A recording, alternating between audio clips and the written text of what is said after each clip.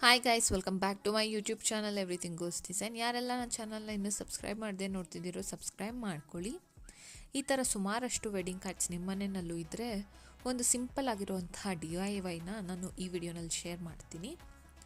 ಮೊದಲನೇದಾಗಿ ಗಣೇಶ ಇರುವಂತಹ wedding ಕಾರ್ಡ್ನೇ select ಮಾಡ್ಕೊಳ್ಬೇಕಾಗತ್ತೆ.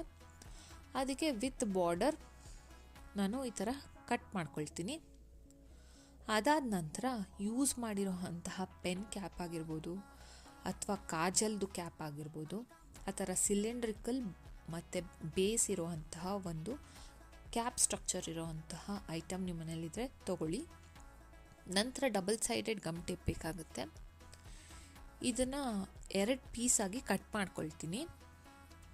ಮೊದಲನೇ ಪೀಸ್ ಬಂದಿದ್ದೇನೆ ಗಣೇಶ ಹಿಂದೆ ಪೇಸ್ಟ್ ಮಾಡಿಕೊಂಡು ಅದರ ಮೇಲೆ ಇರೋವಂತಹ ರ್ಯಾಪರ್ನ ತೆಗೆದು ಅಲ್ಲಿ ನಾನು ಕ್ಯಾಪ್ನ ಪೇಸ್ಟ್ ಮಾಡ್ಕೊಳ್ತೀನಿ.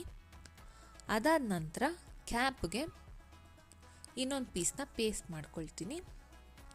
ನೀವು ಇದನ್ನು ಅಗರಬತ್ತಿ ಸ್ಟ್ಯಾಂಡಾಗಿ ಡೋರ್ ಹತ್ರ ಪೇಸ್ಟ್ ಮಾಡೋದಕ್ಕೆ ಯೂಸ್ ಮಾಡ್ಕೊಳ್ಬೋದು.